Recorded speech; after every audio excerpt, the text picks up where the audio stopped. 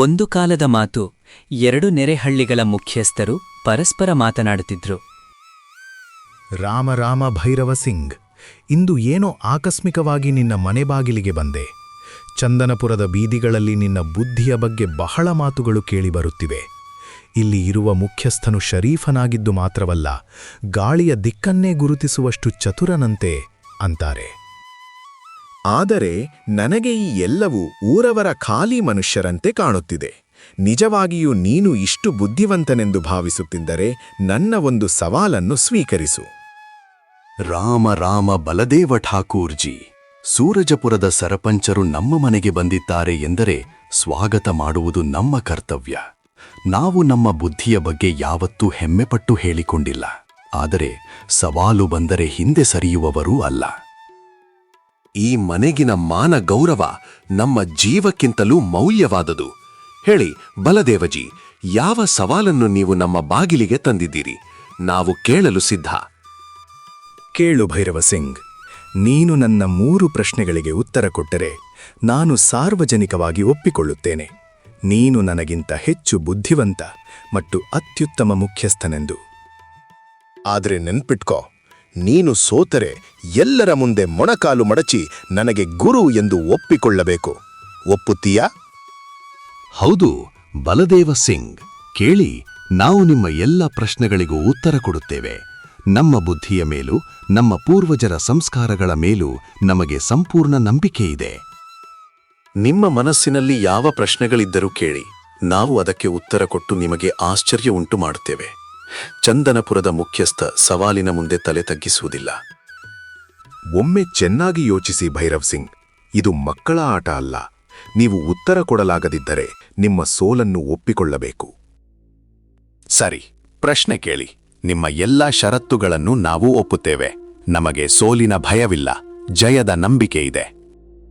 ಹಾಗಾದ್ರೆ ಕೇಳಿ, ನನ್ನ ಮೊದಲ ಪ್ರಶ್ನೆ: ಯಾವುದು ಯಾವಾಗಲೂ ಮೇಲಕ್ಕೆ ಹೋಗುತ್ತದೆ, ಆದರೆ ಎಂದಿಗೂ ಕೆಳಗೆ ಮರಳಿ ಬರುವುದಿಲ್ಲ? ಎರಡನೇ ಪ್ರಶ್ನೆ: ಮೀನು ನೀರಿನಲ್ಲಿರುತ್ತೆ, ಅದು ಯಾವಾಗ ಮತ್ತು ಹೇಗೆ ನೀರು ಕುಡಿಯುತ್ತದೆ? ಮೂರನೇ ಪ್ರಶ್ನೆ: ಜಗತ್ತಿನಲ್ಲಿ ಅತೀ ಅಮೂಲ್ಯವಾದ ಆದರೆ ಹಣ ಕೊಟ್ಟು ಖರೀದಿಸಲಾಗದ ವಸ್ತು ಯಾವುದು? ಈ ಪ್ರಶ್ನೆಗಳನ್ನು ಕೇಳುತ್ತಿದ್ದಂತೆ ಭೈರವ ಸಿಂಗ್ ಮುಖದಲ್ಲಿ ಚಿಂತೆಯ ರೇಖೆಗಳು ಮೂಡಿದವು. ಕೆಲವು ಕ್ಷಣಗಳ ಹಿಂದೆ ಆತ್ಮವಿಶ್ವಾಸದಿಂದ ತುಂಬಿದ್ದ ಆ ವಾತಾವರಣ ಈಗ ಮೌನವಾಗಿತ್ತು. ಏನಾಯಿತು ಭೈರವ ಸಿಂಗ್? ಇಷ್ಟು ಸುಲಭ ಪ್ರಶ್ನೆಗಳಿಗೂ ಉತ್ತರ ಕೊಡಲಾಗುತ್ತಿಲ್ಲವಾ? ನನಗೆ ತೋರುತ್ತದೆ, ಮುಖ್ಯಸ್ಥನಿಗೆ ಕನಿಷ್ಠ ಇಷ್ಟು ಬುದ್ಧಿಯಾದರೂ ಇರಬೇಕು. ಬಲದೇವ ಠಾಕೂರ್, ನಾವು ನಿಮ್ಮ ಪ್ರಶ್ನೆಗಳಿಗೆ ಉತ್ತರ ಕೊಡುತ್ತೇವೆ, ಆದರೆ ನಮಗೆ ಸ್ವಲ್ಪ ಸಮಯ ಬೇಕು. ಈ ಪ್ರಶ್ನೆಗಳಿಗೆ ಆಳವಾಗಿ ಯೋಚಿಸಬೇಕಾಗುತ್ತದೆ. ದಯವಿಟ್ಟು ಸ್ವಲ್ಪ ಸಮಯ ಕೊಡಿ, ನಾವು ನಿಮಗೆ ಸರಿಯಾದ ಉತ್ತರ ಕೊಡ್ತೇವೆ. ಸರಿ, ನಿಮಗೆ 1 ತಿಂಗಳ ಕಾಲ ಕೊಡುತ್ತೇನೆ. ನೀವು ಊರು ಸುತ್ತಿ ಅಥವಾ ಪುಸ್ತಕಗಳಲ್ಲಿ ಹುಡುಕಿ ಉತ್ತರ ಹುಡುಕೊಳ್ಳಿ. ಆದರೆ ನೆನ್ಪಿಟ್ಕೊಳ್ಳಿ, 1 ತಿಂಗಳ ನಂತರವೂ ಉತ್ತರ ಕೊಡಲಾಗದಿದ್ದರೆ ನನ್ನನ್ನು ಅತ್ಯುತ್ತಮ ಮುಖ್ಯಸ್ಥ ಎಂದು ಒಪ್ಪಿಕೊಳ್ಳಬೇಕು. ನಮಗೆ ಒಪ್ಪಿಗೆ ಇದೆ. ನಮ್ಮ ಮೇಲೂ ನಮ್ಮ ಪ್ರಜೆಯ ಬುದ್ಧಿಮತ್ತೆಯ ಮೇಲೂ ನಮಗೆ ನಂಬಿಕೆ ಇದೆ. 1 ತಿಂಗಳೊಳಗೆ ನಿಮ್ಮ 3 ಪ್ರಶ್ನೆಗಳಿಗೂ ಉತ್ತರ ಹುಡುಕಿಕೊಡುತ್ತೇವೆ. 1 ತಿಂಗಳ ನಂತರ ಮತ್ತೆ ಇಲ್ಲಿ ಬನ್ನಿ. ಆಗ ನಾವು ನಿಮ್ಮ ಪ್ರಶ್ನೆಗಳಿಗೆ ಅಂತಹ ಉತ್ತರ ಕೊಡ್ತೇವೆ, ನಿಮಗೆ ನಿಮ್ಮ ಸೋಲಿನ ಮೇಲೆ ವಿಷಾದವಾಗುತ್ತದೆ. ನಿಮ್ಮ ಈ ಮನೆಯಲ್ಲಿ ನನ್ನ ಪ್ರಶ್ನೆಗಳ ಆಳವನ್ನ ಅರ್ಥ ಮಾಡಿಕೊಳ್ಳುವಷ್ಟು ಬುದ್ಧಿ ಇದೆ ಅನ್ನೋದು ನನಗೆ ಅನುಮಾನವೇ. ನಾನೇ ಈ ಪ್ರದೇಶದ ಅತ್ಯುತ್ತಮ ಮುಖ್ಯಸ್ಥನು, ಇದು ಸಾಬೀತಾಗೇ ತೀರುತ್ತದೆ. ರಾಮ ರಾಮ. ಬಲದೇವ ಠಾಕೂರ್ ಹೋಗುತ್ತಿದ್ದಂತೆಯೇ ಭೈರವ ಸಿಂಗ್ ಅವರ ರಕ್ತ ಕುದಿಯಿತು. ತಕ್ಷಣವೇ ಅವರು ತಮ್ಮ ಮುನೀಮನ್ನು ಕರೆಯಿಸಿದರು. ಮುನೀಮಾಜಿ, ಊರಿನಲ್ಲಿ ಘೋಷಣೆ ಮಾಡಿಸಿ, ಯಾರೇ ಆಗಲಿ ಈ 3 ಪ್ರಶ್ನೆಗಳ ಉತ್ತರ ನೀಡಿದರೆ ಅವರಿಗೆ 1000 ಚಿನ್ನದ ನಾಣ್ಯಗಳನ್ನು ಬಹುಮಾನವಾಗಿ ನೀಡುತ್ತೇವೆ. ನಮ್ಮ ಚಂದನಪುರದಲ್ಲಿ ಒಬ್ಬರೂ ಬುದ್ಧಿವಂತ ವ್ಯಕ್ತಿ ಇಲ್ಲವೇ? ನಾನು ಉತ್ತರ ಕೊಡಲಾಗದಿದ್ದರೆ ಬಲದೇವ ಠಾಕೂರ್ ಮುಂದೆ ತುಂಬಾ ಅವಮಾನವಾಗುತ್ತದೆ. ಈ ಸುದ್ದಿ ಊರಿನೆಲ್ಲೆಡೆ ಹರಡಿತು. ಜನರು ಚರ್ಚೆ ಮಾಡತೊಡಗಿದರು. ಅನೇಕರು ತಮ್ಮ ಅದೃಷ್ಟ ಪರೀಕ್ಷಿಸಲು ಭೈರವ ಸಿಂಗ್ ಅವರ ಬಳಿ ಬಂದರು. ಆದರೆ ಪ್ರಶ್ನೆಗಳನ್ನು ಕೇಳಿದ ನಂತರ ಯಾರೂ ಉತ್ತರ ಕೊಡಲಾಗಲಿಲ್ಲ. ಕೆಲವರು ಕೋಪಗೊಂಡು ಹಿಂತಿರುಗಿದರು. ನಮ್ಮೂರಿನಲ್ಲಿ ಒಬ್ಬರೂ ಬುದ್ಧಿವಂತ ವ್ಯಕ್ತಿ ಇಲ್ಲವೇ? ಇದು ತುಂಬಾ ಲಜ್ಜೆಯ ಸಂಗತಿ. ಇನ್ನು ಕೆಲವು ದಿನಗಳು ಮಾತ್ರ ಉಳಿದಿವೆ. ನಾನು ಉತ್ತರ ಕೊಡಲಾಗದಿದ್ದರೆ ನನಗೆ ಭಾರೀ ಅವಮಾನವಾಗುತ್ತದೆ ಮತ್ತು ಬಲದೇವ ತನ್ನನ್ನು ಅತ್ಯುತ್ತಮ ಮುಖ್ಯಸ್ಥನೆಂದು ಘೋಷಿಸಿಕೊಳ್ಳುತ್ತಾನೆ. ನಾವಿದನ್ನು ಎಂದಿಗೂ ನಡೆಯಲು ಬಿಡುವುದಿಲ್ಲ. ಅವನ ಅಹಂಕಾರವನ್ನು ಏನೇ ಆಗಬೇಕು ಒಡೆಯಬೇಕು. ಮನೆಯ ಗೋಡೆಗಳಲ್ಲಿ ಈಗ ಶಾಂತಿ ಇರಲಿಲ್ಲ. ಕೋಪದ ಜ್ವಾಲೆ ಮಾತ್ರ ಉರಿಯುತ್ತಿತ್ತು. ಆ 3 ಪ್ರಶ್ನೆಗಳು ಭೈರವ ಸಿಂಗ್ ಅವರ ನಿದ್ರೆ ಕಸಿದುಕೊಂಡಿದ್ದವು. ತಮ್ಮ ಸೋಲನ್ನು ಕಂಡು ಭೈರವ ಸಿಂಗ್ ಅವರ ವಿವೇಕ ಮಾಯವಾಯಿತು. ಈಗ ಅವರ ಕೋಪ ತಮ್ಮ ಮುನೀಮ ಕಡೆ ತಿರುಗಿತು. ಏನು ಮುನಿಮಾಜಿ, ಇತ್ತೀಚೆಗೆ ಯಾರೂ ದರ್ಬಾರಿಗೆ ಯಾಕೆ ಬರುತ್ತಿಲ್ಲ? ನಮ್ಮ ರಾಜ್ಯದಲ್ಲಿ ಯಾರಿಗೂ ಉತ್ತರ ಗೊತ್ತಿಲ್ಲವೇ? 15 ದಿನಗಳ ಹಿಂದೆ ಬಹಳ ಜನ ಬಂದಿದ್ದರು. ಈಗ ಎಲ್ಲರೂ ಯಾಕೆ ಮೌನವಾಗಿದ್ದಾರೆ? ನನ್ನ ಮಾನ ಇಷ್ಟು ಕಡಿಮೆಯಾಗಿದೆಯೇ? ಯಾರೂ ಅದನ್ನು ಉಳಿಸಲು ಮುಂದೆ ಬರುತ್ತಿಲ್ಲವೇ? ಮಹಾರಾಜ, ಹಾಗಲ್ಲ. ಆರಂಭದಲ್ಲಿ ಬಹಳ ಜನ ಬಂದಿದ್ರು. ದೊಡ್ಡ ಪಂಡಿತರೂ ಪ್ರಯತ್ನಿಸಿದ್ರು. ಆದ್ರೆ ಈಗ ಯಾರೂ ಬರ್ತಿಲ್ಲ. ನನಗನಿರ್ತಿದೆ, ಈ ಪ್ರಶ್ನೆಗಳ ಉತ್ತರ ಯಾರಿಗೂ ಗೊತ್ತಿಲ್ಲ. ಮತ್ತೆ ಪ್ರಶ್ನೆಗಳು ವಿಚಿತ್ರವಾಗಿವೆ ಮಹಾರಾಜ. ಮೀನು ಯಾವಾಗ ನೀರು ಕುಡಿಯುತ್ತದೆ ಎಂದು ಯಾರು ಹೇಳಬಹುದು? ನನಗೆ ಅನಿಸುತ್ತದೆ, ಈಗ ನೀವು ಸೋಲನ್ನು ಒಪ್ಪಿಕೊಳ್ಳುವುದು ಉತ್ತಮ. ಮುನಿಮ, ನಿನಗೆ ಇಂತಹ ಮಾತು ಹೇಳಲು ಧೈರ್ಯ ಹೇಗೆ ಬಂತು? ಸೋಲನ್ನು ಒಪ್ಪಿಕೊಳ್ಳಬೇಕೇ? ನೀನು ಹೇಳುವುದರಿಂದ ನಾನು ಬುದ್ಧಿವಂತ ಅಲ್ಲ ಅನ್ನುವ ಅರ್ಥವೇ? ನಾನು ಬಲದೇವ ಠಾಕೂರ್ ಮುಂದೆ ತಲೆ ತಗ್ಗಿಸಬೇಕೇ? ನಿನ್ನ ನಾಲಿಗೆ ಇಷ್ಟು ದೊಡ್ಡದಾಗಿದೆಯೇ? ಎಚ್ಚರಿಕೆಯಿಂದ ಮಾತನಾಡು. ಆದರೆ ಮುನಿಮಜಿ, ನೀನು ಯಾವಾಗನೂ ನನಗೆ ಸಹಾಯ ಮಾಡಿದ್ದೀಯ. ಸಮಸ್ಯೆ ಬಂದಾಗ ನೀನೇ ಪರಿಹಾರ ಕೊಡುತ್ತೀಯ. ನಿನ್ನ ಬಳಿ ಕೂಡ ಬುದ್ಧಿ ಇದೆ. ಹಾಗಾದರೆ ಈ ಪ್ರಶ್ನೆಗಳ ಉತ್ತರ ಯಾಕೆ ಕೊಡಲಾಗುತ್ತಿಲ್ಲ? ಮಹಾರಾಜ, ನಾನು ಹೇಗೆ ಉತ್ತರ ಕೊಡಲಿ? ನಾನು ನಿಮ್ಮ ಒಂದು ಸಾಮಾನ್ಯ ಸೇವಕ ಮಾತ್ರ. ಈ ಪ್ರಶ್ನೆಗಳು ಸಾಮಾನ್ಯ ವ್ಯಕ್ತಿಯ ಸಾಮರ್ಥ್ಯಕ್ಕಿಂತ ಮೀರಿ ಇವೆ. ದಯವಿಟ್ಟು ನನ್ನ ಮೇಲೆ ಇಂತಹ ನಿರೀಕ್ಷೆ ಇಡಬೇಡಿ. ನನ್ನ ಮೇಲೆ ದಯವಿಟ್ಟು ಕರುಣೆ ತೋರಿಸಿ. ನಾನು ಸಂಪೂರ್ಣ ಅಸಹಾಯಕನು. ನೀನು ಉತ್ತರ ಕೊಡಲೇಬೇಕು. ನೀನು ನನ್ನ ಬಲಗೈ. ನಿನ್ನಿಂದ ನನ್ನ ಮಾನ ಉಳಿಯದಿದ್ದರೆ ಯಾರು ಉಳಿಸುತ್ತಾರೆ? ನಿನಗೆ ಇನ್ನೂ 15 ದಿನಗಳ ಕಾಲ ಕೊಡುತ್ತೇನೆ. ಆ ಅವಧಿಯಲ್ಲಿ ಉತ್ತರ ಕೊಡಲಾಗದಿದ್ದರೆ ನಿನ್ನನ್ನು, ನಿನ್ನ ಕುಟುಂಬವನ್ನು ಭಯಾನಕ ಶಿಕ್ಷೆಗೆ ಗುರಿ ಮಾಡುತ್ತೇನೆ. ಅಯ್ಯೋ ಮಹಾರಾಜ, ದಯವಿಟ್ಟು ಹಾಗೆ ಮಾಡಬೇಡಿ. ನನ್ನ ತಪ್ಪಿದ್ದರೆ ನನಗೆ ಶಿಕ್ಷೆ ಕೊಡಿ, ಆದರೆ ನನ್ನ ಕುಟುಂಬವನ್ನು ಬಿಡಿ. ನಾನು ಈ ಪ್ರಶ್ನೆಗಳ ಉತ್ತರ ಕೊಡಲು ಸಾಧ್ಯವಿಲ್ಲ. ಇದು ನನ್ನ ಸಾಮರ್ಥ್ಯಕ್ಕೆ ಮೀರಿದೆ. ದಯವಿಟ್ಟು ದಯೆ ತೋರಿಸಿ. ನಾನು ಹೇಳಿದ ಮಾತು ಕಲ್ಲಿನ ಮೇಲೆ ಕೆತ್ತಿದಂತೆ. ನನಗೆ ಉತ್ತರ ಬೇಕು. ಹಗಲು ರಾತ್ರಿ ಪ್ರಯತ್ನಿಸು, ಪಾತಾಳಕ್ಕೂ ಹೋಗಿ ಹುಡುಕು, ಆದರೆ ನನಗೆ ಈ ಪ್ರಶ್ನೆಗಳ ಉತ್ತರ ತರಬೇಕು. ಈ ಪ್ರಶ್ನೆಗಳ ನಿಖರ ಉತ್ತರಗಳನ್ನು ತಂದುಕೊಡು. ಇಲ್ಲದಿದ್ದರೆ ನಿನಗೂ ನಿನ್ನ ಕುಟುಂಬಕ್ಕೂ ಬಿಡುವಿಲ್ಲ. ಇಲ್ಲಿಂದ ಹೋಗು. ಉತ್ತರ ಸಿಕ್ಕ ಮೇಲೆ ಮಾತ್ರ ನನ್ನ ಮುಂದೆ ಮುಖ ತೋರಿಸು. ಹೊರಡು. ಮುನೀಮ ತನ್ನ ಸಂಪೂರ್ಣ ಜೀವನವನ್ನು ಭೈರವ ಸಿಂಗ್ಗೆ ನಿಷ್ಠೆಯಿಂದ ಸೇವೆ ಮಾಡುವುದರಲ್ಲಿ ಕಳೆದವನು.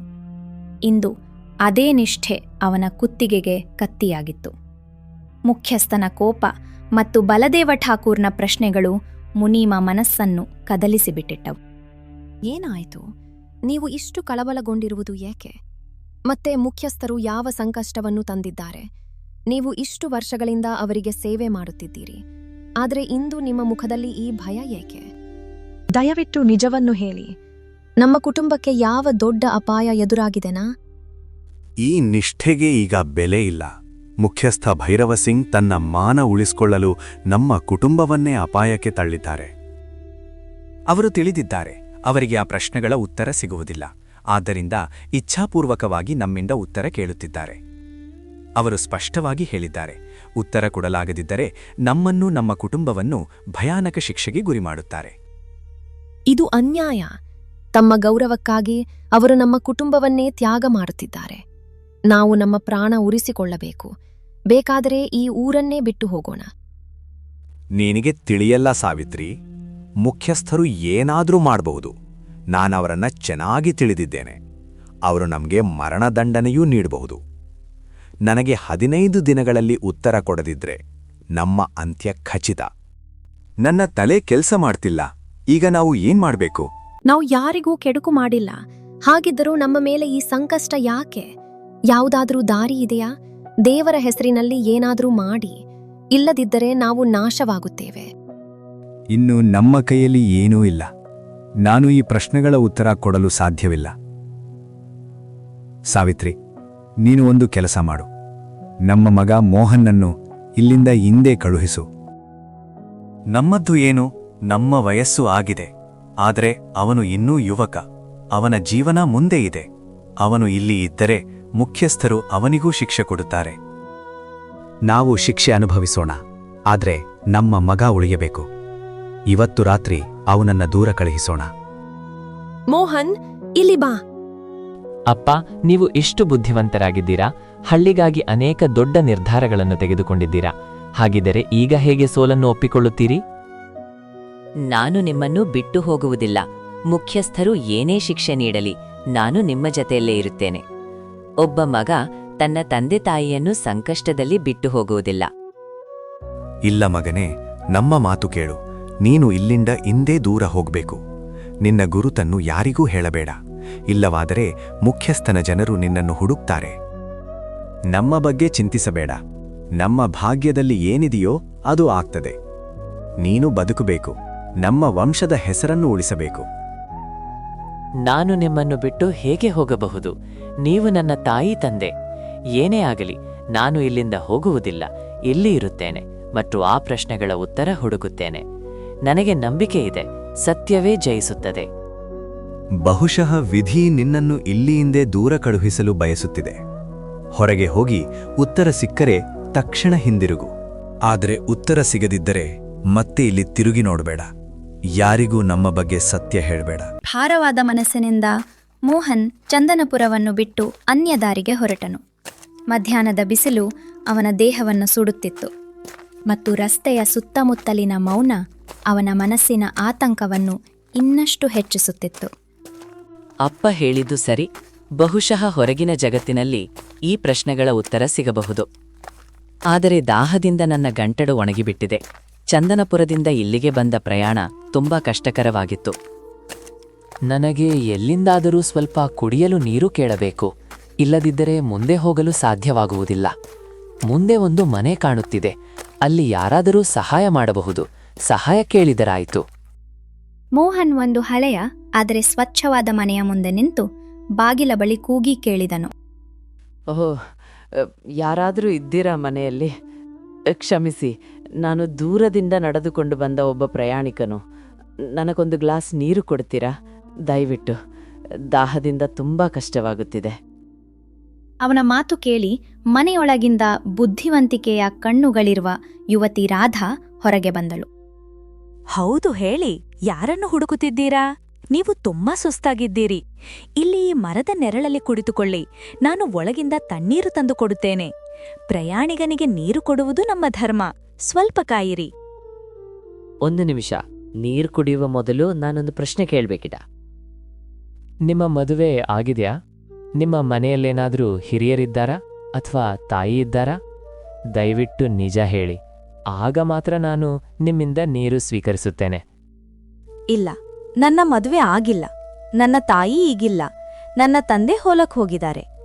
ಆದ್ರೆ ನೀವಿಂತ ವಿಚಿತ್ರ ಪ್ರಶ್ನೆಗಳು ಯಾಕೆ ಕೇಳ್ತಿದ್ದೀರಾ? ನೀರ್ ಕುಡಿಯೋದಿಕ್ಕೆ ಇದಕ್ಕೆ ಏನ್ ಸಂಬಂಧ? ಸರಿ, ನಾನು ಹೋಗುತ್ತೇನೆ. ನಿಮ್ಮ ಕೈಯಿಂದ ನೀರು ತೆಗೆದುಕೊಳ್ಳಲು ಸಾಧ್ಯವಿಲ್ಲ. ಕ್ಷಮಿಸಿ, ನನ್ನ ಸಂಸ್ಕಾರಗಳು ಒಂದು ಅವಿವಾಹಿತ ಹುಡುಗಿಯ ಕೈಯಿಂದ ನೀರು ತೆಗೆದುಕೊಳ್ಳಲು ಅನುವದಿಸುವುದಿಲ್ಲ. ನಾನು ಬೇರೆ ಮನೆ ನೋಡುತ್ತೇನೆ. ನಿಮ್ಮ ಸಹಾಯಕ್ಕೆ ಧನ್ಯವಾದಗಳು. ಮೋಹನ್ ಹಿಂತಿರುಗಿ ಹೋಗಲು ತಯಾರಾಗುತ್ತಿದ್ದಾಗಲೇ ರಾಧೆಯ ತಂದೆ ಭೋಲಾರಾಮ ಅಲ್ಲಿಗೆ ಬಂದರು. ಏ ಹುಡುಗನೇ, ಯಾರು ನೀನು? ಎಷ್ಟು ನಿಂದು ದುರ್ವ್ಯವಹಾರ! ನನ್ನ ಮಗಳ ಜೊತೆ ಇಂತಹ ಮಾತು ಹೇಳಲು ನಿನಗೆ ಬುದ್ಧಿ ಇಲ್ಲವೇ? ಒಂದೆಡೆ ಅವಳು ನಿನಗೆ ಸಹಾಯ ಮಾಡಲು ಬರುತ್ತಾಳೆ, ಮತ್ತೊಂದೆಡೆ ನೀನು ಅವಳಿಗೆ ಮದುವೆಯ ಬಗ್ಗೆ ಕೇಳುತ್ತೀಯ. ಇಲ್ಲಿಂದ ಹೋಗು, ಇಲ್ಲದಿದ್ದರೆ ನಿನ್ನ ಕಾಲು ಮುರಿದು ಬಿಡುತ್ತೇನೆ. ಇಲ್ಲ ಕಾಕ, ನಿಮಗೆ ತಪ್ಪ ಅರ್ಥವಾಗಿದೆ. ನಾನು ನಿಮ್ಮ ಮಗಳಿಗೆ ಕಿರುಕುಳ ಕೊಡುತ್ತಿಲ್ಲ. ನಾನು ನನ್ನ ಸಂಸ್ಕಾರಗಳನ್ನು ಮಾತ್ರ ಪಾಲಿಸುತ್ತಿದ್ದೆ. ದಯವಿಟ್ಟು ಶಾಂತವಾಗಿರಿ. ನಾನು ಇಲ್ಲಿಂದ ಹೋಗುತ್ತಿದ್ದೇನೆ. ನನ್ನ ಮಾತುಗಳನ್ನು ತಪ್ಪಾಗಿ ಅರ್ಥ ಮಾಡಿಕೊಳ್ಳಬೇಡಿ. ಸುಮ್ಮನಿರು, ಮಾತನಾಡಬೇಡ. ನಿನ್ನಂತಹ ಹುಡುಗರನ್ನು ನಾನು ಚೆನ್ನಾಗಿ ಗುರುತಿಸುತ್ತೇನೆ. ಇಲ್ಲಿಂದ ಹೋಗು, ಮತ್ತೆ ಈ ಮನೆ ಬಳಿ ಕಾಣಿಸಿಕೊಳ್ಳಬೇಡ. ಮೋಹನ್ ಅವಮಾನಗೊಂಡು ಅಲ್ಲಿಂದ ಹೊರಟನು. ಆದರೆ ರಾಧಾ ಆಲೋಚನೆಯಲ್ಲಿ ಮುಳುಗಿದಳು. ಅವಳು ಮೋಹನ್ ಮಾತಿನ ಹಿಂದಿರುವ ಸಂಸ್ಕಾರವನ್ನು ಅರಿತುಕೊಂಡಳು. ಅಪ್ಪನಿಗೆ ತಪ್ಪರ್ಥವಾಗಿದೆ. ಆ ಹುಡುಗ ಸಾಮಾನ್ಯದವನಲ್ಲ.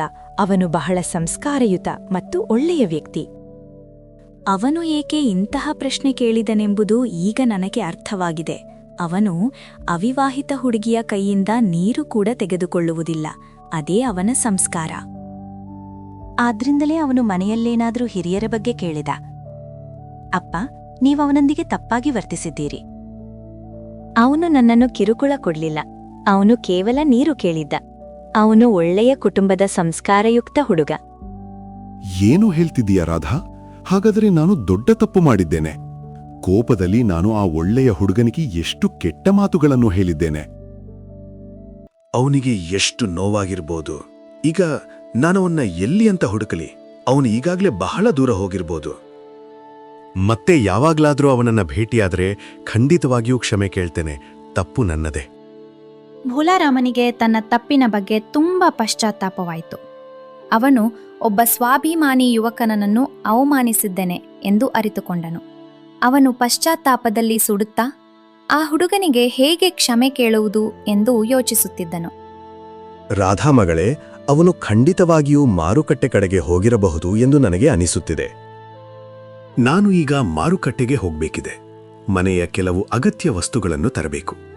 ನಿನಗೆ ಅಡುಗೆಗಾಗಿ ಏನಾದರೂ ಬೇಕಿದ್ರೆ ಹೇಳು, ನಾನು ಬರುವಾಗ ತರುತ್ತೇನೆ. ಹೌದು ಅಪ್ಪ, ಮನೆಯಲ್ಲೂ ತರಕಾರಿ ಮತ್ತು ದವಸಧಾನ್ಯ ಕಡಿಮೆ ಇದೆ. ಮಾರುಕಟ್ಟೆಯಿಂದ 3 ವಿಶೇಷ ವಸ್ತುಗಳನ್ನು ತಂದುಕೊಡಿ. ಏನೇನು ಬೇಕು ಹೇಳಮ್ಮ ರಾಧಾ, ತೆಗೆದುಕೊಂಡು ಬರುತ್ತೇನೆ. 2 ರೂಪಾಯಿಗೆ ಮೇಲಿಂದ ಗಟ್ಟಿಯಾಗಿದ್ದು ಒಳಗೆ ಮೃದುವಾಗಿರುವ ವಸ್ತು ತಂದುಕೊಡಿ. ಇನ್ನು 2 ರೂಪಾಯಿಗೆ ಹೊರಗೆ ಮೃದುವಾಗಿದ್ದು ಒಳಗೆ ಗಟ್ಟಿಯಾಗಿರುವ ವಸ್ತು ತಂದುಕೊಡಿ.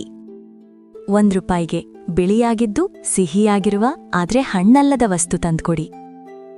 ಹಾಗೆ 1 ರೂಪಾಯಿಗೆ ಗುಂಡು ಗುಂಡಾಗಿ ಹುರಿದ ಒಂದು ವಸ್ತುವನ್ನು ತಂದುಕೊಡಿ. ಏನು ಹೇಳುತ್ತಿದ್ದೀಯಾ ರಾಧಾ? ನನಗೆ ಏನೂ ಅರ್ಥವಾಗುತ್ತಿಲ್ಲ. ಈ ಮೃದುವೂ ಗಟ್ಟಿತನದ ಮಾತುಗಳು ಏನು? ಇಂತಹ ವಸ್ತು ಮಾರುಕಟ್ಟೆಯಲ್ಲಿ ಹೇಗೆ ಸಿಗುತ್ತದೆ? ನನಗೆ ಬೇಕಾದ್ದನ್ನು ಸ್ಪಷ್ಟವಾಗಿ ಹೇಳಿದ್ದೇನೆ. ನೀವು ಮಾರುಕಟ್ಟೆಗೆ ಹೋಗಿ ಇದೇ ಮಾತನ್ನು ಅಂಗಡಿಯವರಿಗೆ ಹೇಳಿ. ಅವರಿಗೆ ಸ್ವಲ್ಪವಾದರೂ ಬುದ್ಧಿ ಇದ್ದರೆ ಅವರು ಅರ್ಥ ಮಾಡಿಕೊಂಡು ನಿಮಗೆ ವಸ್ತುಗಳನ್ನು ಕೊಡುತ್ತಾರೆ. ಆಯಿತು ಕಣಮ್ಮ, ತರ್ತೇನೆ. ನಾನೀಗ ಸಮಯ ತುಂಬಾ ಆಗಿದೆ. ಭೋಲಾರಾಮ ಹೊರಟನು. ತುಂಬಾ ದೂರ ನಡೆದ ನಂತರ ಮಾರುಕಟ್ಟೆಗೆ ಹೋಗಿ ತಲುಪಿದನು. ಅಲ್ಲಿ ಒಬ್ಬ ಅಂಗಡಿ ಮಾಲೀಕನ ಹತ್ತಿರ ಹೋಗಿ ರಾಧಾ ಹೇಳಿದ ವಿಚಿತ್ರ ಪ್ರಶ್ನೆಗಳನ್ನು ಅಂಗಡಿಕಾರರಿಗೆ ಹೇಳತೊಡಗಿದನು. ಓ ಮಾಲೀಕ, 2 ರೂಪಾಯಿಗೆ ಮೇಚಿಂದ ಕಲ್ಲಿನಂತೆ ಗಟ್ಟಿಯಾಗಿದ್ದು ಒಳಗೆ ಹತ್ತಿಯಂತೆ ಮೃದುವಾಗಿರುವ ವಸ್ತು ಕೊಡು. ಹಾಗೆ ಇನ್ನು 2 ರೂಪಾಯಿಗೆ ಹೊರಗೆ ಮೃದುವಾಗಿದ್ದು ಒಳಗೆ ಕಬ್ಬಿಣದಂತೆ ಗಟ್ಟಿಯಾಗಿರುವ ವಸ್ತು ಕೊಡು. ಮತ್ತೆ 1 ರೂಪಾಯಿಗೆ ಬಿಳಿ ಸಿಹಿಯಾದ ಆದರೆ ಹಣ್ಣು ಅಲ್ಲದ ವಸ್ತು ಕೊಡು.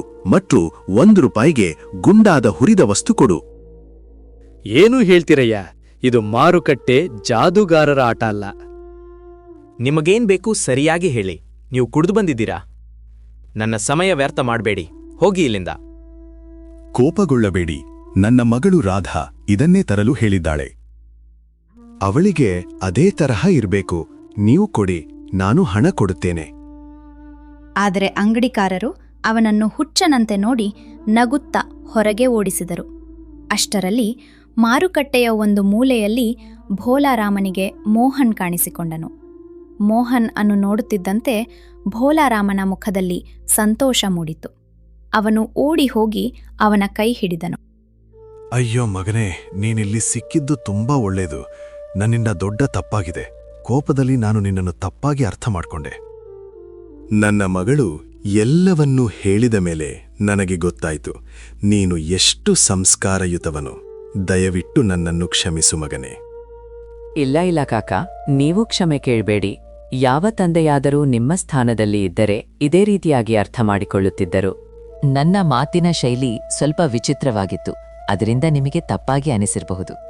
ನೀವು ಚಿಂತಿಸಬೇಡಿ, ನಾನು ಯಾವುದನ್ನು ಮನಸ್ಸಿಗೆ ಹಚ್ಕೊಂಡಿಲ್ಲ. ನೀವು ಆರಾಮವಾಗಿರಿ. ಆದರೆ ನೀವು ತುಂಬಾ ಕಳವಳಗೊಂಡಿರುವಂತೆ ಕಾಣುತ್ತೀರಾ.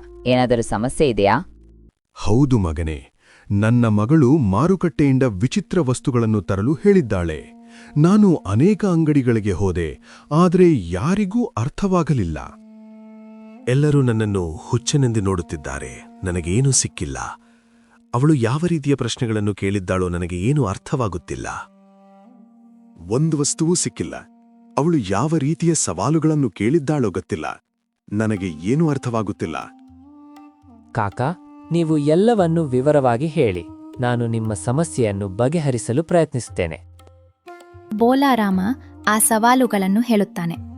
ಮೋಹನ್ ಅದನ್ನು ಗಮನದಿಂದ ಕೇಳುತ್ತಾನೆ. ಆಮೇಲೆ ಅವನು ನಗುತ್ತಾನೆ. ನಿಜವಾಗಿಯೂ ಕಾಕ, ನಿಮ್ಮ ಮಗಳು ತುಂಬಾ ಬುದ್ಧಿವಂತಳು. ಅವಳು ಯಾರಾದರೂ ಬುದ್ಧಿಯನ್ನು ಪರೀಕ್ಷಿಸಲು ಇದನ್ನು ಕೇಳಿದ್ದಾಳೆ ಅನಿಸುತ್ತದೆ. ನೀವು ಚಿಂತಿಸಬೇಡಿ, ನನಗೆ ಎಲ್ಲವೂ ಅರ್ಥವಾಗಿದೆ. ಮೋಹನ್ ಬೋಲಾರಾಮನನ್ನು ಅಂಗಡಿಗೆ ಕರೆದೊಯ್ಯುತ್ತಾನೆ. ಅವನು ಅಂಗಡಿಕಾರರಿಗೆ ಆ ಸವಾಲುಗಳ ಅರ್ಥವನ್ನು ತಾರ್ಕಿಕವಾಗಿ ವಿವರಿಸುತ್ತಾನೆ. ಮಾರುಕಟ್ಟೆಯ ಜನರೆಲ್ಲ ಆಶ್ಚರ್ಯಚಕಿತರಾಗುತ್ತಾರೆ.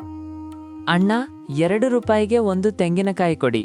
ಹೊರಗೆ ಕಲ್ಲಿನಂತೆ ಗಟ್ಟಿ ಇರುತ್ತದೆ, ಒಳಗೆ ಮೃದುವಾಗಿರುತ್ತದೆ. 2 ರೂಪಾಯಿಗೆ ಖರ್ಜೂರ ಕೊಡಿ. ಹೊರಗೆ ಮೃದುವಾಗಿದ್ದು ಒಳಗೆ ಗಟ್ಟಿ ಬೀಜ ಇರ್ತದೆ. 1 ರೂಪಾಯಿಗೆ ಸಕ್ಕರೆ ಕೊಡಿ. ಬಿಳಿಯಾಗಿದ್ದು ಸಿಹಿಯಾಗಿದೆ, ಆದರೆ ಹಣ್ಣು ಅಲ್ಲ. ಮತ್ತು 1 ರೂಪಾಯಿಗೆ ಗುಲಾಬ್ ಜಾಮೂನ್ ಕೊಡಿ. ಗುಂಡಾಗಿದ್ದು ಹುರಿದ ಸಿಹಿ. ಅಯ್ಯೋ, ನಿಮಗೆ ತೆಂಗಿನಕಾಯಿ, ಖರ್ಜೂರ, ಸಕ್ಕರೆ ಮತ್ತು ಗುಲಾಬ್ ಜಾಮೂನ್ ಬೇಕು ಅಂತಲೇನಾ? ಆಹಾ, ಹಾಗೇನಾ ವಿಷಯ? ಇಷ್ಟು ತಿರುಗಿ ಮಾತಾಡೋದು ಏಕೆ? ನೇರವಾಗಿ ಹೇಳಬೇಕಲ್ಲ. ಈಗೋ ಭೋಲಾರಾಮ, ತೂಕ ಮಾಡಿಕೊಡ್ತೇನೆ. ನಿಜವಾಗ್ಲೂ ಮಗನೆ, ನಿನ್ನ ಬುದ್ಧಿ ವಿದ್ಯುತ್ ವೇಗದಂತಿದೆ. ಈ ಕಾಕನ ಮಾತು ಕೇಳಿ ನನ್ನ ತಲೆ ಸುತ್ತಿಬಿಟ್ಟಿತ್ತು.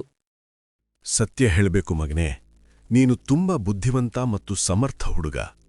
ರಾಧಾ ಹೇಳಿದ್ದು ನಿಜ. ನೀನು ಸಾಮಾನ್ಯ ಪ್ರಯಾಣಿಕನಲ್ಲ. ನಾನು ಇನ್ನೂ ನಿನ್ನ ಬಗ್ಗೆ ಏನೂ ಕೇಳಿಲ್ಲ. ನಿನ್ನ ಹೆಸರು ಏನು? ನೀನು ಯಾವ ಊರಿನವನು? ನೀನು ಇಂದು ನನ್ನ ಮನೆಗೆ ಬರ್ತೀಯಾ? ನನಗೆ ತುಂಬಾ ಸಂತೋಷವಾಗುತ್ತದೆ. ಬೋಲಾರಾಮ ಮೋಹನ್ನ ಬುದ್ಧಿವಂತಿಕೆಗೆ ಮಾರು ಹೋಗಿ ಅವನ ಬಗ್ಗೆ ಇನ್ನಷ್ಟು ತಿಳಿಯಲು ಇಚ್ಛಿಸಿದರು. ಆದರೆ ಮೋಹನ್ಗೆ ತನ್ನ ತಂದೆಯ ಎಚ್ಚರಿಕೆ ನೆನಪಾಯಿತು. ತನ್ನ ನಿಜವಾದ ಗುರುತನ್ನು ಯಾರಿಗೂ ಹೇಳಬಾರದು ಎಂದು. ಕಾಕ, ನನ್ನ ಹೆಸರು ಸುರೇಶ್. ನಾನು ಬಹಳ ದೂರದ ಒಂದು ಅನಾಮಿಕ ಊರಿನಿಂದ ಬಂದಿದ್ದೇನೆ. ಕೆಲಸಕ್ಕಾಗಿ ಅಲೆದಾಡುತ್ತಿದ್ದೇನೆ. ಈ ಜಗತ್ತಿನಲ್ಲಿ ನನಗೆ ಯಾರೂ ಇಲ್ಲ.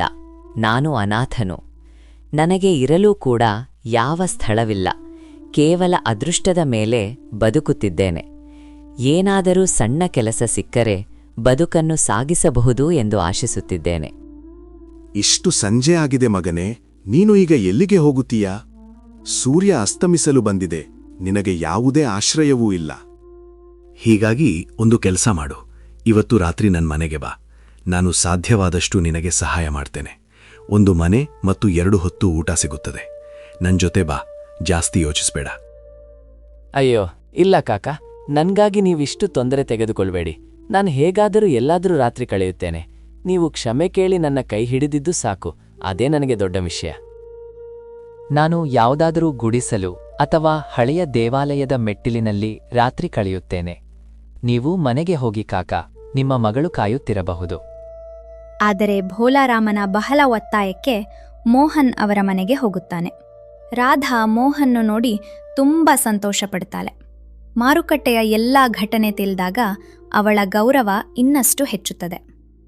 ನಿಜವಾಗಿಯೂ ಈ ಯುವಕ ಸಾಮಾನ್ಯ ವ್ಯಕ್ತಿಯಲ್ಲ. ನಾನು ಹೇಗೆ ಯೋಚಿಸಿದ್ನೋ ಅವನು ಹಾಗೆಯೇ ಯೋಚಿಸುತ್ತಾ ಇದ್ದಾನೆ. ಇವನು ತುಂಬಾ ಬುದ್ಧಿವಂತ ಮತ್ತು ತಕ್ಷಣ ಉತ್ತರ ಕೊಡುವವನು.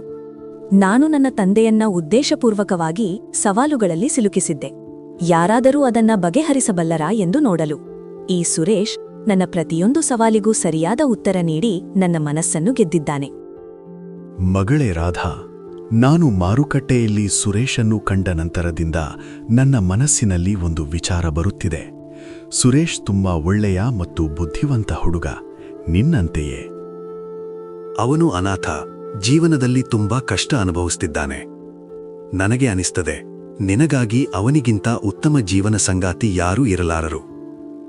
ನಿನ್ನ ಅಭಿಪ್ರಾಯ ಏನು ಮಗಳೇ? ಅಪ್ಪ, ನೀವು ಕಂಡದ್ದೇ ನಾನು ಕೂಡ ಅನುಭವಿಸಿದ್ದೇನೆ. ಸುರೇಶ್ ನಿಜವಾಗಿಯೂ ಬಹಳ ಬುದ್ಧಿವಂತ ಮತ್ತು ಸಂಸ್ಕಾರವಂತ ಯುವಕ. ಮಾರುಕಟ್ಟೆಯ ಸವಾಲುಗಳನ್ನು ಬಗೆಹರಿಸಿ ಅವನು ತನ್ನ ಬುದ್ಧಿ ಎಷ್ಟು ತೀಕ್ಷ್ಣ ಎಂಬುದನ್ನು ತೋರಿಸಿದ್ದಾನೆ.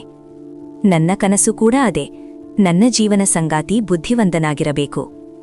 ನನಗೆ ಯಾವುದೇ ವಿರೋಧವಿಲ್ಲ ಅಪ್ಪ. ನೀವು ಸರಿಯೆಂದು ಭಾವಿಸಿದಂತೆ ಮಾಡಿ. ಭೋಲಾರಾಮ ಮೋಹನ್ ಬಳಿ ಹೋಗಿ ಪ್ರೀತಿಯಿಂದ ವಿವಾಹದ ಪ್ರಸ್ತಾಪ ಮಾಡುತ್ತಾರೆ. ಇಲ್ಲ, ನಾನು ಈ ಒಳ್ಳೆಯ ಜನರನ್ನು ಕತ್ತಲಲ್ಲಿ ಇರಿಸಲು ಸಾಧ್ಯವಿಲ್ಲ. ನನ್ನ ತಂದೆ ತಾಯಿಯ ಪ್ರಾಣ ಉಳಿಸಬೇಕು. ಸಮಯ ಕೈಯಿಂದ ಜಾರಿ ಹೋಗುತ್ತಿದೆ. ರಾಧಾ ತುಂಬಾ ಬುದ್ಧಿವಂತಳು. ಈ 3 ಭಯಾನಕ ಸವಾಲುಗಳಿಗೆ ಉತ್ತರ ಕೊಡಬಲ್ಲವಳು ಅವಳೇ. ನಾನು ನನ್ನ ನಿಜವಾದ ಗುರುತನ್ನ ಹೇಳಲೇಬೇಕು.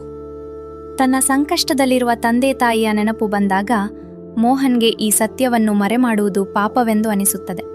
ಅವನ ಕಣ್ಣಲ್ಲಿ ಕಣ್ಣೀರು ತುಂಬುತ್ತದೆ. ಕಾಕಾ, ದಯವಿಟ್ಟು ನನ್ನನ್ನು ಕ್ಷಮಿಸಿ. ನಾನು ನನ್ನ ಗುರುತಿನ ಬಗ್ಗೆ ನಿಮಗೆ ಸುಳ್ಳು ಹೇಳಿದ್ದೆ. ನನ್ನ ಹೆಸರು ಸುರೇಶ್ ಅಲ್ಲ, ಮೋಹನ್. ನಮ್ಮ ಕುಟುಂಬದ ಮೇಲೆ ದೊಡ್ಡ ಅಪಾಯ ಕಾದಿದೆ. ನಮ್ಮ ತಂದೆಯವರಿಗೆ 3 ಸವಾಲುಗಳ ಉತ್ತರ ಬೇಕು. ಅದರ ಉತ್ತರ ಸಿಗದಿದ್ದರೆ ನನ್ನ ತಂದೆಯನ್ನು ಗಲ್ಲಿಗೆ ಹಾಕುತ್ತಾರೆ. ಮೋಹನ್, ನೀನು ಭಯಪಡಬೇಡ. ಧೈರ್ಯವಾಗಿರು. ಆ 3 ಪ್ರಶ್ನೆಗಳನ್ನು ನನಗೆ ಹೇಳು. ನಾನು ನಿನಗೆ ಮತ್ತು ನಿನ್ನ ಕುಟುಂಬಕ್ಕೆ ಸಹಾಯ ಮಾಡಲು ಪ್ರಯತ್ನಿಸುತ್ತೇನೆ. ಇಂತಹ ಸವಾಲು ಯಾವುದೂ ಇಲ್ಲ, ಅದಕ್ಕೆ ಪರಿಹಾರ ಸಿಗದಿರುವುದು. ನೀನು ಯಾವುದೇ ಹಿಂಜರಿಕೆಯಿಲ್ಲದೆ ಕೇಳು. ನಿನ್ನ ತಂದೆ ತಾಯಿಯ ಬಗ್ಗೆ ಚಿಂತೆಯನ್ನು ಈಗ ನನ್ನ ಬುದ್ಧಿಗೆ ಬಿಡು. ಹೇಳು, ಆ ಪ್ರಶ್ನೆಗಳು ಏನು? ರಾಧಾ, ಆ ಪ್ರಶ್ನೆಗಳು ತುಂಬಾ ವಿಚಿತ್ರವಾಗಿವೆ. ಮೊದಲನೆಯದು, ಯಾವುದು ಮೇಲೆ ಹೋಗುತ್ತದೆ ಆದರೆ ಎಂದಿಗೂ ಕೆಳಗೆ ಬರುತ್ತಿಲ್ಲ. ಎರಡನೆಯದು, ಮೀನು ನೀರಿನಲ್ಲಿ ಇರುತ್ತೆ, ಯಾವಾಗ ನೀರು ಕುಡಿಯುತ್ತದೆ. ಮೂರನೆಯದು, ಜಗತ್ತಿನಲ್ಲಿರುವ ಅತ್ಯಂತ ಅಮೂಲ್ಯವಾದ ವಸ್ತು ಯಾವುದು, ಅದನ್ನು ಖರೀದಿಸಲು ಸಾಧ್ಯವಿಲ್ಲ. ನಿನಗೆ ಈ ಪ್ರಶ್ನೆಗಳ ಉತ್ತರ ಗೊತ್ತಿದೆಯಾ ರಾಧಾ? ನೀನು ನನ್ನ ತಂದೆ ತಾಯಿಯ ಜೀವ ಉಳಿಸಬಲ್ಲೆಯಾ? ಮೋಹನ್, ನಾನು ನಿಜ ಹೇಳುತ್ತಿದ್ದೇನೆ. ಈ 3 ಪ್ರಶ್ನೆಗಳ ಉತ್ತರ ನನಗೆ ಚೆನ್ನಾಗಿ ಗೊತ್ತಿದೆ. ಆದರೆ ನನ್ನ ಒಂದು ಷರತ್ತಿದೆ. ನನ್ನ ಮದುವೆಯಾದ ನಂತರ ಮಾತ್ರ ನಾನೀ ಪ್ರಶ್ನೆಗಳ ಉತ್ತರ ಹೇಳ್ತೇನೆ. ಏಕೆಂದರೆ ಅದಕ್ಕಾಗಿ ನಾನೀಗ ನಿಮ್ಮ ಮುಖ್ಯಸ್ಥರ ಮನೆಗೆ ಹೋಗ್ಬೇಕು ಮತ್ತು 2 ದಿನ ಅಲ್ಲಿ ಉಳಿಯಬೇಕು. ನಿನಗೂ ಮತ್ತು ನಿಮ್ಮ ತಂದೆಯವರಿಗೆ ನನ್ನ ಈ ಷರತ್ತು ಒಪ್ಪಿಗೆಯೇ? ಆಗ ಮಾತ್ರ ನಾನು ನಿಮ್ಮ ಜೊತೆ ಬರುತ್ತೇನೆ. ಸಮಯ ತನ್ನ ವೇಗದಲ್ಲಿ ಸಾಗುತ್ತಿತ್ತು. ಮುನೀಮಾ ರಾಮದೀನ್ ಮನೆಯ ಮೇಲೆ ಅಪಾಯದ ನೆರಳು ಗಾಢವಾಗುತ್ತಿತ್ತು. ಇಂದು 30ನೇ ದಿನ. ನಾಳೆ ಬೆಳಗ್ಗೆ ಮುಖ್ಯಸ್ಥ ಭೈರವಸಿಂಗ್ ತೀರ್ಪು ಹೇಳಬೇಕಾಗಿತ್ತು. ಸಾವಿತ್ರಿ ಮತ್ತು ರಾಮದೀನ್ ತಮ್ಮ ಅದೃಷ್ಟವನ್ನು ನೆನೆದು ಅಳುತ್ತಿದ್ದರು. ಅಷ್ಟರಲ್ಲಿ ಬಾಗಿಲಿಗೆ ಯಾರೋ ತಟ್ಟಿದ ಶಬ್ದ ಕೇಳಿಸಿತ್ತು. ಮಗ ಮೋಹನ್, ನೀನು ಏನ್ ಮಾಡಿದೀಯಾ? ನಾನು ನಿನ್ನನ್ನು ನಿನ್ನ ಪ್ರಾಣ ಉಳಿಸಲು ದೂರ ಕಳುಹಿಸಿದ್ದೆ. ಆದ್ರೆ ನೀನು ಮನೆ ಕಟ್ಟಿಕೊಂಡು ಮತ್ತೆ ಹಿಂದಿರುಗಿದ್ದೀಯಾ. ಇಂದು 30ನೇ ದಿನ ಮಗನೇ. ನಾಳೆ ಮುಖ್ಯಸ್ಥರು ನಮ್ಮನ್ನು ಬಿಡುವುದಿಲ್ಲ. ನೀನು ಆ ಸವಾಲುಗಳನ್ನು ಉತ್ತರ ಕಂಡುಕೊಂಡೀಯಾ? ಅಥವಾ ಇಲ್ಲದಿದ್ದರೆ ನಮ್ಮೆಲ್ಲರ ಪ್ರಾಣ ಹೋಗ್ತವೆ. ಮಗನೇ, ಏನಾದ್ರೂ ಹೇಳು. ಇದು ಏನಾಯ್ತು ಮದನೇ? ನೀನು ಹೊರಗೆ ಹೋಗಿ ಯಾವುದಾದರೂ ಪರಿಹಾರ ಕಂಡುಕೊಳ್ಳುತ್ತೀಯೆಂದು ನಾವು ಭಾವಿಸಿದೆವು. ಆದರೆ ನೀನು ನಿನ್ನ ಗುರುತನ್ನು ಮರೆಮಾಡಿ ಮದುವೆ ಆಗಿಬಿಟ್ಟೆಯಾ? ನಮ್ಮ ಪ್ರಾಣಗಳ ಬಗ್ಗೆ ನಿನಗೆ ಸ್ವಲ್ಪವಾದರೂ ಕಾಳಜಿ ಇರಲಿಲ್ಲವೇ? ಈಗ ನಾವು ಮುಖ್ಯಸ್ಥರಿಗೆ ಯಾವ ಮುಖ ತೋರ್ಸೋದು? ನಾಳೆ ಬೆಳಿಗ್ಗೆ ಆಗುವ ಮುಂಚೆಯೇ ನಮ್ಮ ಅಂತ್ಯ ನಿಶ್ಚಿತವಾಗಿದೆ. ಈ ಸೊಸೆಯಾರು? ಮತ್ತು ನೀನು ಅವಳನ್ನು ಈ ಅಪಾಯಕ್ಕೆ ಏಕೆ ತಂದಿದ್ದೀಯಾ? ಅಪ್ಪ ಅಮ್ಮ, ನೀವು ಶಾಂತವಾಗಿರಿ. ನಾನು ಓಡಿ ಹೋಗಿಲ್ಲ, ಪರಿಹಾರ ಹುಡುಕಲು ಹೋಗಿದ್ದೆ. ಇವಳು ನನ್ನ ಹೆಂಡತಿ ರಾಧಾ. ಮತ್ತು ಇವಳು ಸಾಮಾನ್ಯ ಹುಡುಗಿಯಲ್ಲ. ದೊಡ್ಡ ದೊಡ್ಡ ಪಂಡಿತರು ಮಾಡಲಾಗದ ಕೆಲಸವನ್ನು ರಾಧಾ ಮಾಡಿ ತೋರಿಸಿದ್ದಾಳೆ. ನಾವು ಇಲ್ಲಿ ಸೋಲಲು ಬಂದಿಲ್ಲ. ಮುಖ್ಯಸ್ಥ ಮತ್ತು ಬಲದೇವ ಠಾಕೂರ್ ಅವರ ನಿಜಸ್ವರೂಪವನ್ನು ತೋರಿಸಲು ಬಂದಿದ್ದೇವೆ. ರಾಧಾಗೆ ಎಲ್ಲಾ ಪ್ರಶ್ನೆಗಳ ಉತ್ತರ ಗೊತ್ತಿದೆ. ಅತ್ತೆ ಮಾವ, ನೀವು ಚಿಂತಿಸಬೇಕಾಗಿಲ್ಲ. ನಾನು ನಿಮ್ಮ ಸೊಸೆ ರಾಧಾ. ನಾನು ವಾಗ್ದಾನ ಮಾಡ್ತೇನೆ, ನಿಮಗೇನೂ ಆಗೋದಿಲ್ಲ. ಮೋಹನ್ಜಿ ನನ್ಗೆಲ್ಲಾ ವಿಷಯ ಹೇಳಿದ್ದಾನೆ ಮತ್ತು ಆ 3 ಸವಾಲುಗಳ ಸರಿಯಾದ ಉತ್ತರ ನನಗೆ ಗೊತ್ತಿದೆ. ನೀವು ಮುಖ್ಯಸ್ಥರ ಬಳಿ ಹೋಗಿ ಹೇಳಿ, ನಾನು ಅವರ ಪ್ರಶ್ನೆಗಳಿಗೆ ಉತ್ತರ ಕೊಡ್ತೇನೆ. ಆದರೆ ನನ್ನ ಒಂದು ಸಣ್ಣ ಷರತ್ತಿದೆ, ಅದನ್ನು ಅವರು ಒಪ್ಪಬೇಕು. ಮುಂದಿನ ಬೆಳಕೆ ಮುನೀಮಾ ರಾಮದೀನ್ ನಡುಗುವ ಹೆಜ್ಜೆಗಳಿಂದ ಭೈರವಸಿಂಗ್ ಅವರ ಅರಮನೆಗೆ ಬಂದರು. ಮುಖ್ಯಸ್ಥರು ಮುನೀಮ ಸೋತಿದ್ದಾರೆ ಎಂದುಕೊಂಡಿದ್ದರು. ಮಹಾರಾಜ, ನಿಮಗಾಗಿ ಒಂದು ಶುಭ ಸುದ್ದಿ ಇದೆ. ನಿಮ್ಮ ಆ 3 ವಿಚಿತ್ರ ಪ್ರಶ್ನೆಗಳ ಉತ್ತರಗಳು ಸಿಕ್ಕಿವೆ.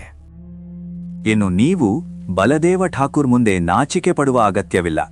ನನ್ನ ಸೊಸೆ ರಾಧಾಗೆ ಆ 3 ಸವಾಲುಗಳ ಸರಿಯಾದ ಉತ್ತರ ಗೊತ್ತಿದೆ.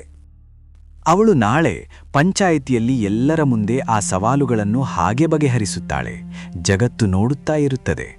ನಿಮ್ಮ ಗೌರವ ಉಳಿಯುತ್ತದೆ ಮಹಾರಾಜ. ನೀನು ಏನು ಹೇಳ್ತಿದ್ದೀಯಾ ಮುನೀಮ? ನಿನ್ನ ಮಗನಿಗೆ ಇನ್ನೂ ಮದುವೆಯೇ ಆಗಿಲ್ಲ. ಈ ಸೊಸೆ ಎಲ್ಲಿಂದ ಬಂದಳು?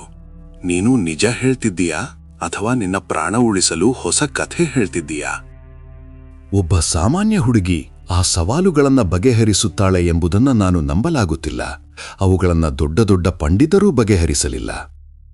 ಮಹಾರಾಜ, ನಾನ್ ನಿಮ್ಗೆ ಸುಳ್ಳು ಯಾಕೆ ಹೇಳ್ಬೇಕು? ನನ್ನ ಸೊಸೆ ಹೇಳಿದ್ದಾಳೆ, ಅವಳು 2 ದಿನಗಳ ನಂತರ ನಿಮ್ಗೆ ಉತ್ತರ ಕೊಡುತ್ತಾಳೆ. ಆದರೆ ಅದರಿಗಾಗಿ ಅವಳು ಒಂದು ಷರತ್ತಿಕ್ಕಿದ್ದಾಳೆ. ಅವಳ ಷರತ್ತೇನೆಂದರೆ, ಅವಳಿಗೆ ಈ ಅರಮನೆಯಲ್ಲಿ ಯಾವುದೇ ತಡೆಯಿಲ್ಲದೆ ಒಳಗೆ ಹೊರಗೆ ಹೋಗಲು ಅವಕಾಶ ಕೊಡಬೇಕು. ಹಗಲು ಅಥವಾ ರಾತ್ರಿ ಯಾವಾಗ ಬೇಕಾದರೂ ಬರಬಹುದು. ಅವಳು 2 ದಿನ ಈ ಅರಮನೆಯ ಮೇಲೆ ಗಮನ ಇರಿಸಿಕೊಳ್ಳಲು ಬಯಸುತ್ತಾಳೆ. ಆಗ ಮಾತ್ರ ಅವಳು ಉತ್ತರ ಕೊಡುತ್ತಾಳೆ. ಸರಿ ಮುನೀಮ, ನಾವು ನಿನ್ನ ಸೊಸೆಯ ಈ ಷರತ್ತನ್ನು ಒಪ್ಪುತ್ತೇವೆ. ಅವಳು ಯಾವಾಗ ಬೇಕಾದರೂ ಹವೇಳಿಗೆ ಬರಬಹುದು, ಯಾವುದೇ ಕೋಣೆಗೆ ಹೋಗಬಹುದು, ಸಂಪೂರ್ಣ ಅರಮನೆಯನ್ನು ನೋಡಬಹುದು. ನಮ್ಮ ಸಿಪಾಯಿಗಳು ಅವಳನ್ನು ತಡೆಯುವುದಿಲ್ಲ. ಆದರೆ ನೆನಪಿರಲಿ ಮುನೀಮ, 2 ದಿನಗಳ ನಂತರ ಉತ್ತರ ಸಿಗದಿದ್ದರೆ ಪರಿಣಾಮ ತುಂಬಾ ಭಯಾನಕವಾಗಿರುತ್ತದೆ. ಅವಳಿಗೆ ಹೋಗಿ ಹೇಳು, ನನಗೆ ನಾಳೆ ಮರುದಿನ ಬೆಳಗ್ಗೆ ಉತ್ತರ ಬೇಕು. ಷರತ್ತಿನಂತೆ ರಾಧಾಗೆ ಅರಮನೆಯಲ್ಲಿ 2 ರಾತ್ರಿ ಉಳಿಯಲು ಅನುಮತಿ ದೊರಕಿತು. ಮೊದಲ ರಾತ್ರಿ ಅರಮನೆಯ ಕಿಟಕಿಗಳಿಂದ ತಂಪಾದ ಗಾಳಿ ಬೀಸುತ್ತಿತ್ತು. ಎಲ್ಲರೂ ಗಾಢ ನಿದ್ರೆಯಲ್ಲಿ ಮುಳುಗಿದ್ದರು. ರಾಧಾ ಮುಖ್ಯ ಕೋಣೆಯ ಹಿಂದೆ ಇರುವ ಕಂಬದ ಹಿಂದೆ ಅಡಗಿ ಕುಳಿತಳು. ಅರ್ಧರಾತ್ರಿ. ಎಲ್ಲೆಡೆ ಮೌನ ಆವರಿಸಿತ್ತು. ಅಷ್ಟರಲ್ಲಿ ಅವಳು ನಿಧಾನವಾಗಿ ಯಾರೋ ನಡೆಯುತ್ತಿರುವ ಶಬ್ದವನ್ನು ಕೇಳಿದಳು. ಅರ್ಧರಾತ್ರಿ ಕಳೆಯುತ್ತಿದೆ, ಎಲ್ಲೆಡೆ ಶಾಂತಿ ಇದೆ.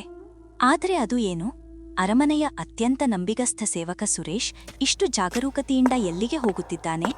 ಅವನು ಚಂಪಾಜಿಯ ಕೋಣೆಯ ಕಡೆಗೆ ಏಕೆ ಹೋಗುತ್ತಿದ್ದಾನೆ? ಅವನ ಕೈಯಲ್ಲಿ ಬಟ್ಟೆಯಲ್ಲಿ ಸುತ್ತಿದ ಒಂದು ಪೊಟ್ಟಣ ಇದೆ.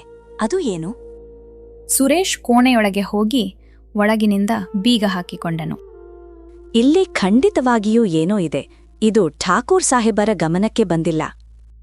ಬೆಳಗಿನ ಮೊದಲ ಕಿರಣದೊಂದಿಗೆ ರಾಧಾ ಮನೆಗೆ ಹಿಂದಿರುಗಿದಳು.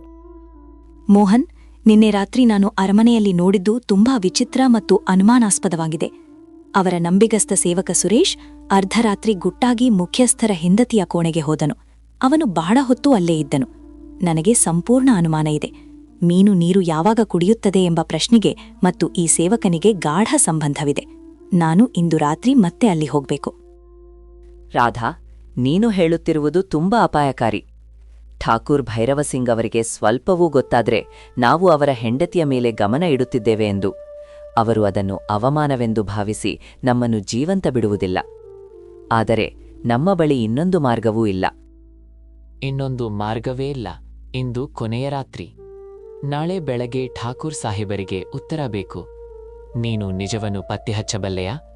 ಮೋಹನ್, ನೀನು ಭಯಪಡ್ಬೇಡ. ಮೊದಲ ರಾತ್ರಿ ನಾನು ಅವರನ್ನು ಕೇವಲ ಕೋಣೆಗೆ ಹೋಗುವುದನ್ನು ನೋಡಿದ್ದೆ. ಆದರೆ ಇಂದು ರಾತ್ರಿ ನಾನು ಅವರ ಮಾತುಗಳನ್ನು ಕೇಳ್ತೇನೆ. ನನಗೆ ಪೂರ್ಣ ನಂಬಿಕೆ ಇದೆ. ಆ 3ನೇ ಪ್ರಶ್ನೆಯ ಉತ್ತರ ಈ ರಹಸ್ಯದಲ್ಲೇ ಅಡಗಿದೆ. ನೀನು ಮನೆಯಲ್ಲಿ ಅಪ್ಪ ಅಮ್ಮಗೆ ಧೈರ್ಯ ಕೊಡ್ತಿರು. ನಾಳೆ ಬೆಳಗ್ಗೆ ಎಲ್ಲರ ಮುಂದೆ ಈ ಅರಮನೆಯ ನಿಜ ಮುಖವನ್ನು ಬಯಲಿಗೆಳೆಯುತ್ತೇನೆ. 2ನೇ ರಾತ್ರಿ. ರಾಧಾ ಮತ್ತೆ ಹವೇಳಿಯ ಅದೇ ಕತ್ತಲೆಯ ಮೂಲೆಯಲ್ಲಿ ಅಡಗಿ ಕುಳಿತಳು. ಒಳಗಿನಿಂದ ಸುರೇಶ್ ಮತ್ತು ಶಾರದಾ ಅವರ ನಿಧಾನ ಮಾತುಗಳು ಸ್ಪಷ್ಟವಾಗಿ ಕೇಳುತ್ತಿತ್ತು. ಅವು ದೊಡ್ಡ ಸಾಜಿಷ್ನ ಭಾಗವಾಗಿದ್ದವು. ಕೊನೆಗೆ ಆ ಬೆಳಗ್ಗೆ ಬಂತು. ಠಾಕೂರ್ ಭೈರವ ಸಿಂಗ್ ತಮ್ಮ ಎತ್ತರದ ಸಿಂಹಾಸನದಲ್ಲಿ ಕುಳಿತಿದ್ದರು. ಅವರ ಕಣ್ಣುಗಳಲ್ಲಿ ದನಿವು ಮತ್ತು ಕೋಪ ಸ್ಪಷ್ಟವಾಗಿತ್ತು. ಮುನೀಮ ರಾಮದೀನ್ ತಮ್ಮ ಸೊಸೆ ರಾಧಾ ಮತ್ತು ಮಗ ಮೋಹನ್ ಜೊತೆಗೆ ಮುಂದೆ ನಿಂತಿದ್ದರು.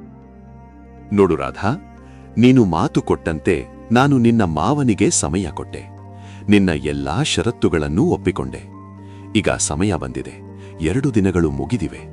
ಈಗ ಹೇಳು, ನನ್ನ 3 ಪ್ರಶ್ನೆಗಳ ಉತ್ತರ ಏನು? ನಾನು ತುಂಬಾ ಕಾಯುತ್ತಿದ್ದೇನೆ. ನೀನು ಸರಿಯಾದ ಉತ್ತರ ಕೊಟ್ಟರೆ ನೀನು ಕೇಳಿದುದನ್ನೆಲ್ಲಾ ಕೊಡುತ್ತೇನೆ. ಸರಿ ಮುಖ್ಯಸ್ಥರೇ, ಗಮನದಿಂದ ಕೇಳಿ. ನಾನು ನಿಮ್ಮ 3 ಪ್ರಶ್ನೆಗಳ ಉತ್ತರ ಹೇಳಲು ಹೋಗುತ್ತಿದ್ದೇನೆ. ನಿಮ್ಮ ಮೊದಲ ಪ್ರಶ್ನೆ, ಯಾವುದು ಮೇಲಕ್ಕೆ ಹೋಗುತ್ತದೆ ಆದರೆ ಎಂದಿಗೂ ಕೆಳಗೆ ಬರುವುದಿಲ್ಲ? ಅದರ ಉತ್ತರ ಮಾನವನ ವಯಸ್ಸು.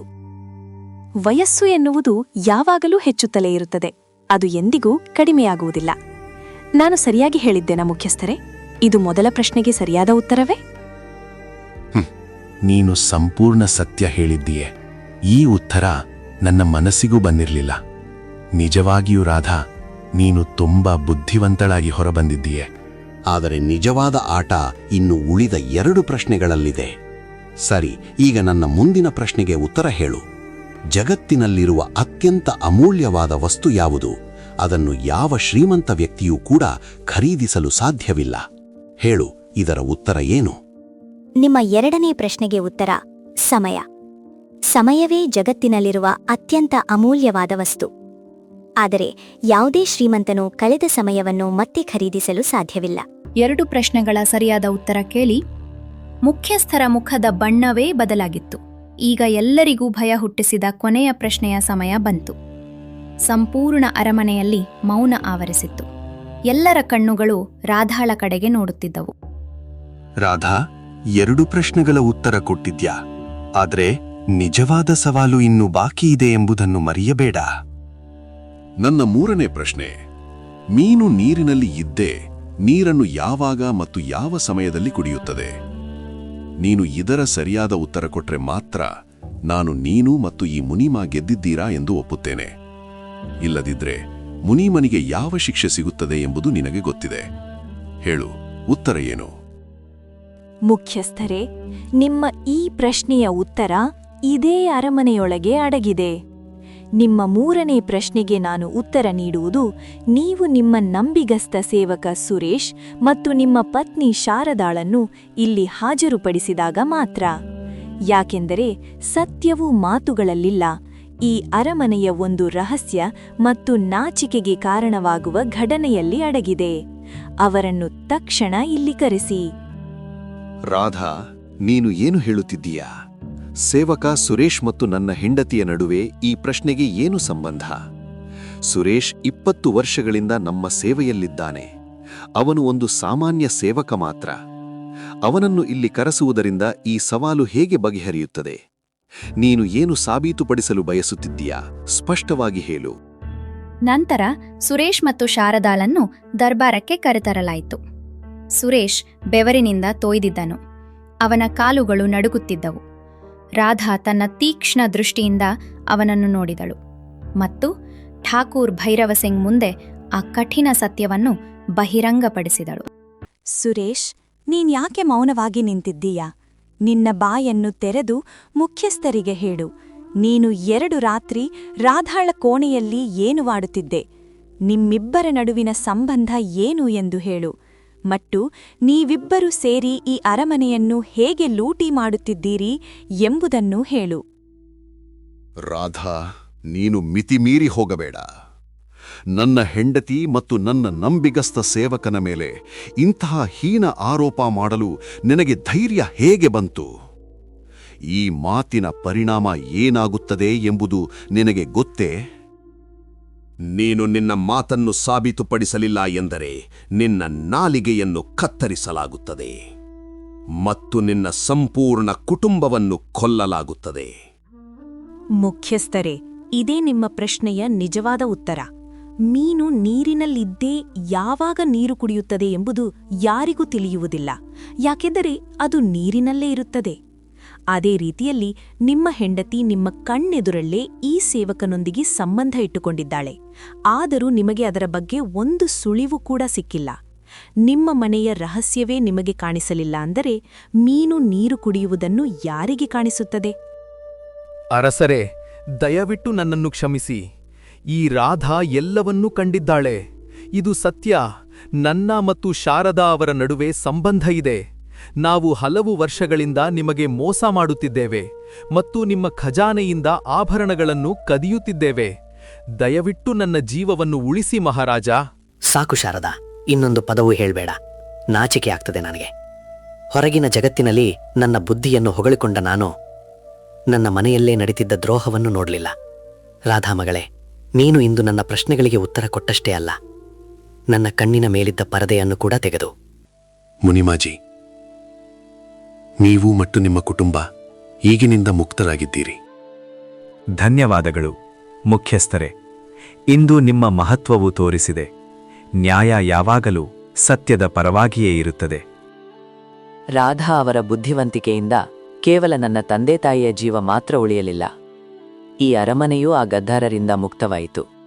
ಅವರು ಒಳಗೊಳಗೆ ಇದನ್ನು ದರೋಡೆಕೋರರಂತೆ ನಾಶ ಮಾಡುತ್ತಿದ್ದರು. ಇದೀಗ ಚಂದನಪುರದಲ್ಲಿ ಹೊಸ ಸಂತೋಷದ ಯುಗ ಪ್ರಾರಂಭವಾಗುತ್ತದೆ. ಪ್ರತಿ ನಿರಪರಾಧಿಗೂ ನ್ಯಾಯ ಸಿಗುತ್ತದೆ. ಇಲ್ಲ ಮೋಹನ್, ಇಂದು ಧನ್ಯವಾದಕ್ಕೆ ಅರ್ಹ ನಾನು ಅಲ್ಲ, ಈ ಮಗಳು ರಾಧಾ. ಅವಳು ಸರಿಯಾದ ಸಮಯಕ್ಕೆ ನನ್ನ ಕಣ್ಣು ತೆರೆಸದಿದ್ದರೆ ನಾನು ಜೀವನ ಪೂರ್ತಿ ನನ್ನದೇ ನೆರಳಿಗೆ ಮೋಸವಾಗುತ್ತಿದ್ದೆ. ಇಂದಿನಿಂದ ಮುನಿಮಾಜಿ, ನೀವು ನಮ್ಮ ಕುಟುಂಬದ ಸದಸ್ಯರು, ಮತ್ತು ರಾಧಾ ಈ ಗ್ರಾಮದ ಅತ್ಯಂತ ಬುದ್ಧಿವಂತ ಮಗಳಾಗಿ ಗುರುತಿಸಲ್ಪಡುವಳು. ಸ್ನೇಹಿತರೆ, ಈ ಕಥೆ ನಮಗೆ ಒಂದು ಮಹತ್ವದ ಪಾಠ ಕಲಿಸುತ್ತದೆ. ಬುದ್ಧಿಯ ನಿಜವಾದ ಮೌಲ್ಯ ಸವಾಲುಗಳನ್ನು ಬಗೆಹರಿಸುವುದಲ್ಲ, ಸತ್ಯವನ್ನು ಗುರುತಿಸುವುದರಲ್ಲಿ ಇದೆ. ಭೈರವ ಸಿಂಗ್ ಹೊರಗಿನ ಸವಾಲುಗಳಲ್ಲಿ ಇಷ್ಟು ಮುಳುಗಿದ್ದರು, ತಮ್ಮ ಮನೆಯೊಳಗಿನ ದ್ರೋಹವನ್ನು ನೋಡಲಿಲ್ಲ. ನೆನಪಿಡಿ, ನಿಜವಾದ ಜ್ಞಾನವೆಂದರೆ ಸಂಕಷ್ಟದಲ್ಲಿ ಕುಟುಂಬಕ್ಕೆ ರಕ್ಷೆಯಾಗುವುದು ಮತ್ತು ಅನ್ಯಾಯವನ್ನು ಬಯಲಿಗೆಳೆಯುವುದು. ಆದ್ದರಿಂದ ಯಾವಾಗಲೂ ನಿಮ್ಮ ಕಣ್ಣುಗಳನ್ನು ತೆರೆದಿಟ್ಟುಕೊಳ್ಳಿ, ಏಕೆಂದರೆ ಕೆಲವೊಮ್ಮೆ ದೊಡ್ಡ ಸವಾಲಿನ ಉತ್ತರ ನಮ್ಮ ಮನೆಯೊಳಗೇ ಅಡಗಿರುತ್ತದೆ. ಈ ಕಥೆ ನಿಮಗೆ ಇಷ್ಟವಾದರೆ ಲೈಕ್ ಮಾಡಿ, ನಿಮ್ಮ ಸ್ನೇಹಿತರೊಂದಿಗೆ ಶೇರ್ ಮಾಡಿ ಮತ್ತು ನಿಮ್ಮ ಅಭಿಪ್ರಾಯವನ್ನು ಕಾಮೆಂಟ್ನಲ್ಲಿ ತಿಳಿಸಿ. ನಿಮ್ಮ ಬೆಂಬಲ ನಮಗೆ ಇನ್ನಷ್ಟು ಉತ್ತಮ ಕಥೆಗಳು ತರಲು ಶಕ್ತಿ ನೀಡುತ್ತದೆ. ಹಾಗಾಗಿ ಸಬ್ಸ್ಕ್ರೈಬ್ ಮಾಡಿ ಮತ್ತು ನಮ್ಮನ್ನು ಉತ್ತೇಜಿಸಿ. ಧನ್ಯವಾದಗಳು. ವೀಕ್ಷಿಸಿದ್ದಕ್ಕಾಗಿ ಮುಂದಿನ ವಿಡಿಯೋದಲ್ಲಿ ಮತ್ತೆ ಭೇಟಿಯಾಗೋಣ.